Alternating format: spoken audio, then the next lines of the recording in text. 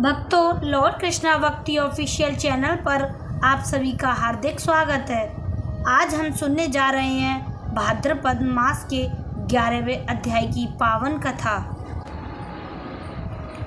कहते हैं कि इस अध्याय का श्रवण करने से जीवन के समस्त पाप नष्ट हो जाते हैं और भक्त को परम शांति, धन धान्य और मोक्ष की प्राप्ति होती है।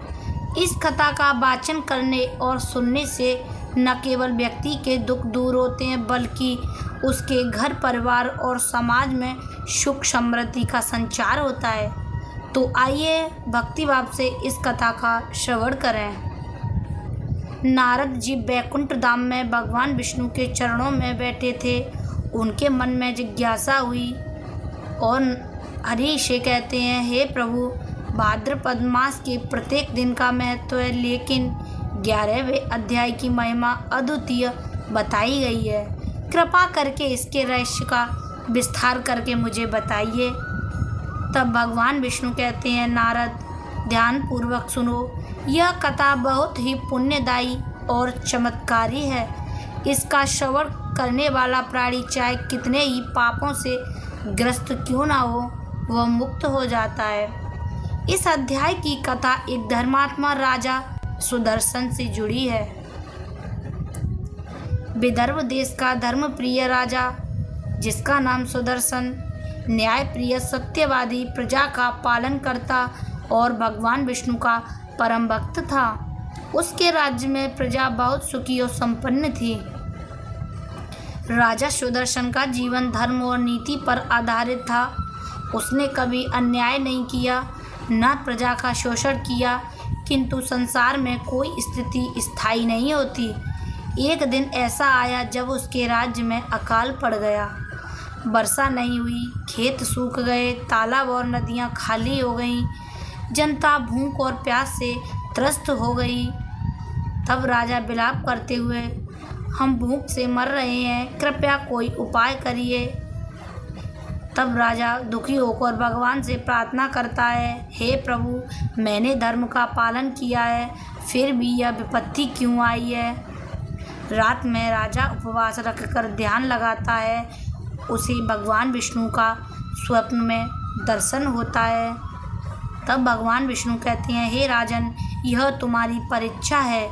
यदि तुम भाद्रपद मास के 11वें अध्याय की कथा का श्रवण करोगे और इसका आयोजन कराओगे तो संकट जरूर मिट जाएगा। राजा ने प्रणाम कर कहा, हे प्रभु, आपकी आज्ञा मेरे लिए आदेश के बराबर है। अगली सुबह राजा ने ब्राह्मणों और ऋषियों को बुलाकर कथा का आयोजन करवाया। विशाल यज्ञशाला बनाई, दीपक जलाए। हजारों लोग कथा सुनने के लिए एकत्रित हो गए। कथावाचक ब्राह्मण कहते हैं, हे राजन, सुनो, यह कथा है धर्म और भक्ति की महिमा की। कथा का पाठ होते ही वातावरण बदलने लगता है।